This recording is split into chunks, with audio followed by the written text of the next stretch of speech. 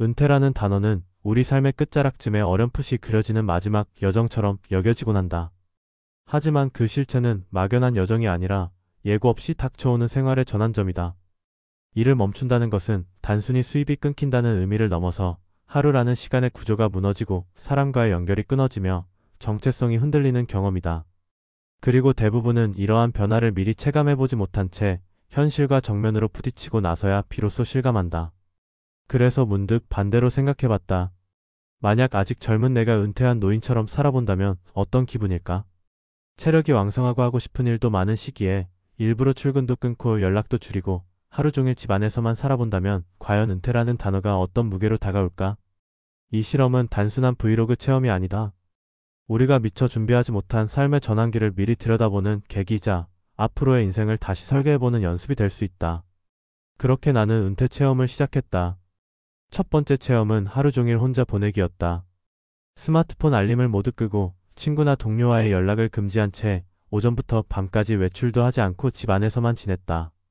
평소와 다름없는 집인데도 어쩐지 그 공간은 낯설게 느껴졌다. 식사는 혼자 준비하고 혼자 먹는다. 소리도 거의 없다. 뉴스나 TV 프로그램은 배경소음일 뿐이고 대화는 전혀 없다. 처음엔 여유롭다고 느껴졌던 시간이 점점 버거워졌다. 지금 이 순간 내가 사라져도 아무도 모를 것 같다는 생각이 머리를 스쳤다. 단절감은 그렇게 갑자기 그리고 날카롭게 찾아온다. 평소에는 지루하다고 느꼈던 일상이 사실은 관계로 구성된 것이었음을 실감하게 됐다. 혼자라는 건 선택일 땐 낭만이지만 강제된 순간부터는 외로움으로 변한다. 은퇴 이후 수많은 사람들이 겪는 침묵의 무게가 고스란히 느껴지는 순간이었다. 두 번째는 하루를 의미 없이 보내기였다. 평소에 나라면 생산적인 무언가를 해야 마음이 편했지만 이번에는 의도적으로 아무런 목적 없는 하루를 보냈다. 계획도 없고 성과도 없는 하루. 아침에 일어나 뭐라도 하려고 몸을 일으키다가 이내 다시 주저앉는다. TV를 틀어도 집중되지 않고 책을 펴도 금세 덮는다. 무의미한 시간을 견딘다는 건 생각보다 더 어려웠다. 그저 시간이 흘러가길 기다리는 이 기분. 무력감은 단순한 게으름이 아니라 내가 이 사회에서 더 이상 필요 없는 존재가 아닐까라는 감정으로 번진다. 은퇴 후 우울증이 왜 찾아오는지 어렴풋이 알 것 같았다.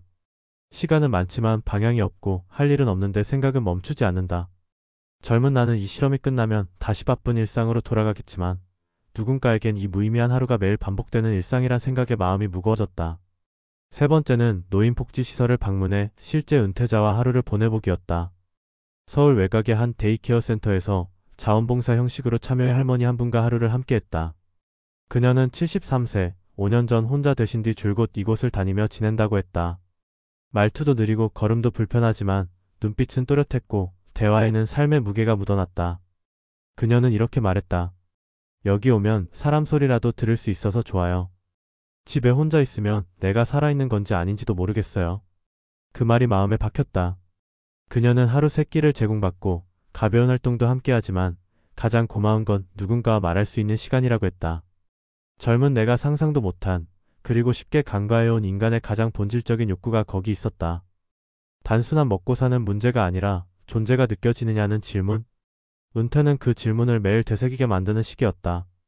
이 3가지 체험을 마친 뒤 나는 단순히 노인의 삶을 따라 해본 것이 아니라 은퇴라는 시간이 내포한 정서적 충격과 사회적 단절, 그리고 존재감의 위기를 직접 체감했다.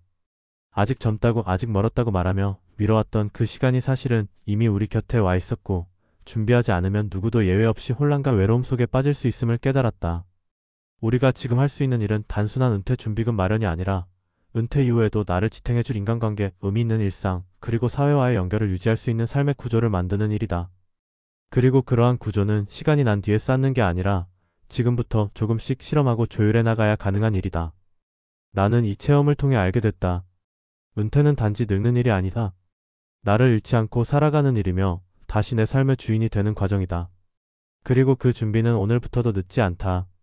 젊은 세대가 은퇴자의 삶을 직접 체험한다는 것은 단순한 호기심이나 콘텐츠 소재 차원을 넘어서 우리 사회가 점점 직면하게 될 노년 문제를 미리 조망하고 그 본질을 이해해 보려는 시도다. 특히 고령화 속도가 세계적으로도 손꼽히는 한국 사회에서는 이러한 실험적 접근이 갖는 시사점이 결코 작지 않다. 이번 체험을 통해 드러난 핵심은 3가지다. 첫째, 은퇴 후 가장 먼저 마주하게 되는 것은 관계의 단절이라는 점이다. 우리는 흔히 은퇴 준비를 돈과 연결지어 생각한다. 퇴직금, 연금, 노후 의료비 등 경제적 문제에 초점을 두고 미래를 설계하려 한다. 물론 재정은 은퇴 설계에 매우 중요한 축이다. 그러나 체험을 통해 드러난 것은 그보다 먼저 그리고 더 깊숙이 자리한 사회적 연결의 상실이었다. 하루 종일 말 한마디 없이 지내는 고요한 집, 누군가와 밥을 함께 먹지 못하는 식사, 내 안부를 궁금해하지 않는 주변의 무관심은 인간의 가장 근본적인 고립감을 자극했다.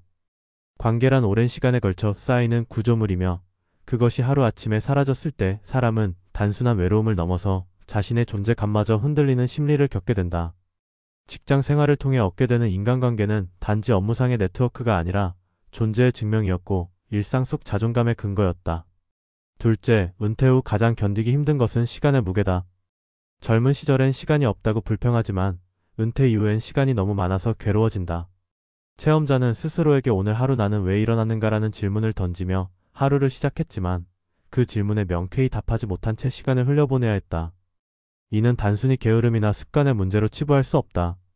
우리의 일상은 늘 의미 있는 목적 속에서 구성되어 있었고 은퇴와 동시에 그 구조가 붕괴되면서 시간은 더 이상 나아가지 않고 정체되는 감각으로 다가온다. 이는 정서적 피로감과 무기력으로 이어지며 심한 경우에는 은퇴자, 우울증이나 생활 무기력증을 유발한다. 그러므로 은퇴 이후의 시간은 단지 많아진 여가가 아니라 어떻게 의미를 회복할 것인가에 대한 문제이며 이는 젊을 때부터 일정한 준비와 모의 훈련을 통해 계획되어야 한다. 세 번째로 중요한 지점은 바로 존재의 확인이다. 체험자가 복지시설에서 만난 은퇴자는 여기 오면 사람 소리라도 들을 수 있어서 좋다고 말했다.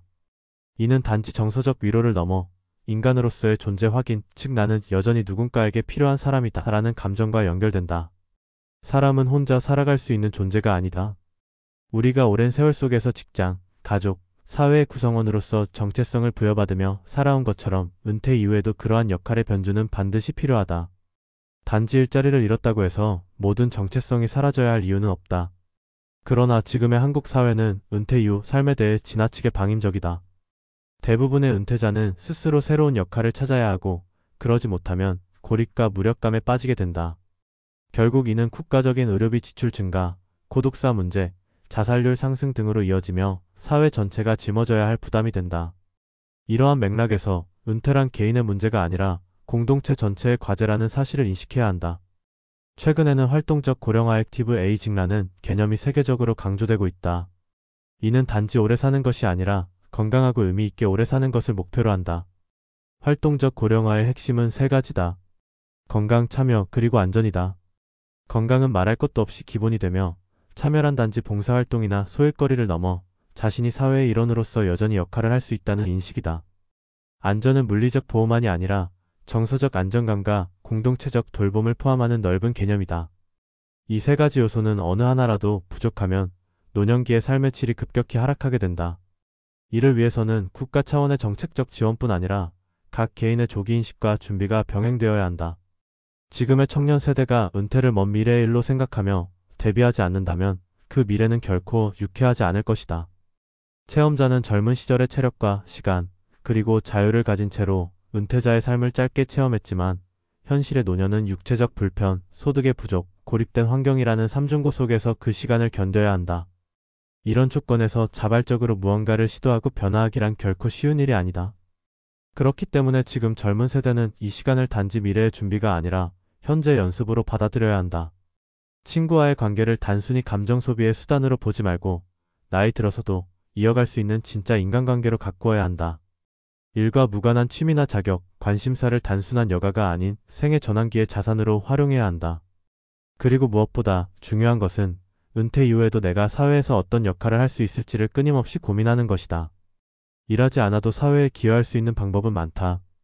지역 사회에서의 재능 나눔, 소규모 커뮤니티 운영, 디지털 기술을 활용한 온라인 활동 등은 모두 은퇴 이후의 삶을 보다 풍요롭게 만들어줄 수 있는 도구들이다. 끝으로 이 칼럼은 단지 체험자의 기록을 정리하는 데 그치지 않는다. 그것은 우리 모두의 미래를 미리 살아본 기록이며 지금 당장 우리가 무엇을 준비해야 하는지를 조용히 알려주는 경고문이다. 삶은 예측할 수 없는 방향으로 흘러가지만 준비된 자에게는 그것이 기회가 되기도 한다. 은퇴는 결코 피할 수 없는 현실이다. 다만 그 현실을 맞이하는 자세에 따라 누군가는 무너지고 누군가는 다시 일어선다. 그러므로 젊은 시절의 은퇴 체험은 단순한 이벤트가 아니라 인생 후반전을 위한 가장 실용적이고 현실적인 투자라 할 수 있다. 이제 우리에게 필요한 것은 단지 오래 사는 법이 아니라 잘 사는 법이다. 은퇴 이후의 삶은 여생이 아니라 또 다른 인생이다. 그리고 그 인생을 어떻게 살 것인가는 지금 이 순간 우리의 준비에 달려 있다.